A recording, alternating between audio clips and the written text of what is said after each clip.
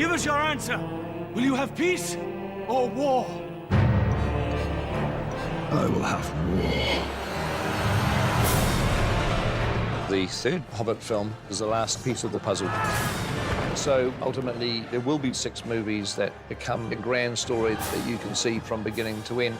This was the last move in a master plan. A plan long in the making. In the end, all these threads are going to intersect. Then people are going to see each story feeding into the other because they were always all part of the same story. Before you came along, we Bagginses were very well thought of. Hello, Mr. Bilbo.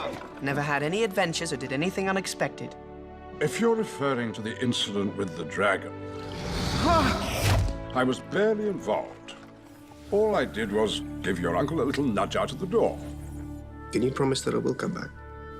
No.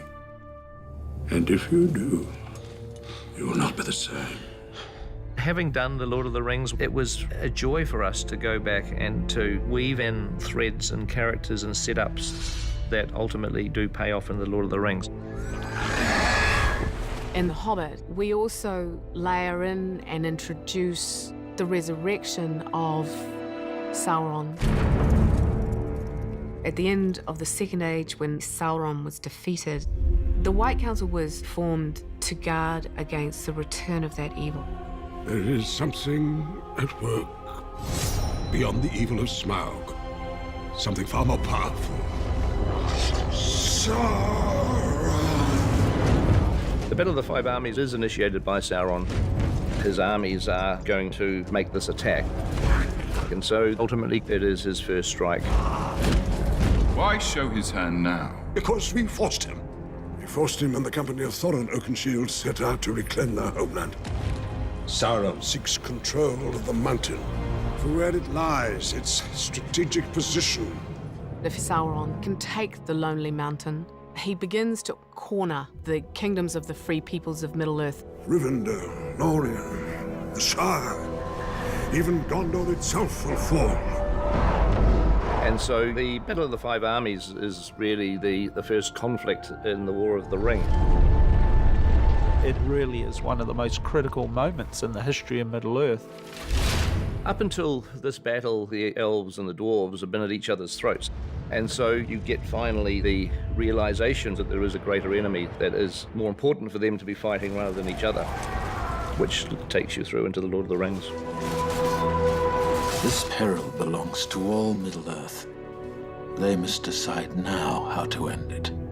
It's the beginnings of the pieces of the puzzle that lead to the formation of the Fellowship and the great fight for Middle-earth. But ultimately, the most important part of the battle to save Middle-earth is this little ring. It has a beautiful fatefulness about it, that the most unlikely person should find the most powerful object in Middle-earth. One ring to rule them all. One ring to find them. One ring to bring them all. And in the darkness, find them. Having done The Lord of the Rings first, we were able to bring to The Hobbit the importance of the very fateful moments that occur. Most importantly of all, the fact that Bilbo doesn't kill Gollum. It's a pity Bilbo didn't kill him when he had the chance. Pity? It was pity that stayed Bilbo's hand. If Bilbo kills Gollum, Gollum is not there on Mount Doom to fall into the lava with the ring. It's easy to say, you don't deserve to exist. But there was something in Bilbo that stopped him from doing that. The pity of Bilbo may rule the fate of men. Which finally was the salvation for everyone.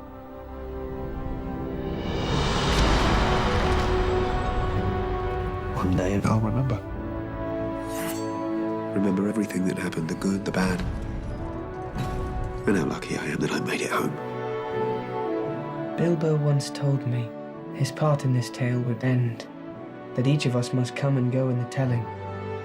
There and Back Again, A Hobbit's Tale by Bilbo Baggins, and The Lord of the Rings by Frodo Baggins.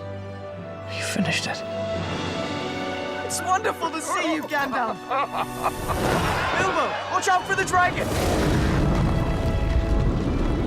Loyalty, honor, a willing heart. I can ask no more than that. Never thought I'd die fighting side by side with an elf. What about side by side with a friend?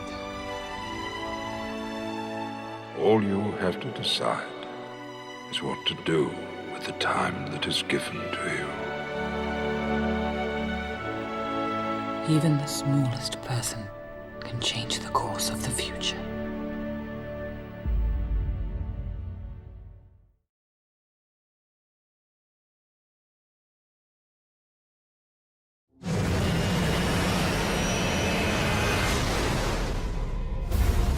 You should have told me the truth about why you wanted her. I need your help, Dad.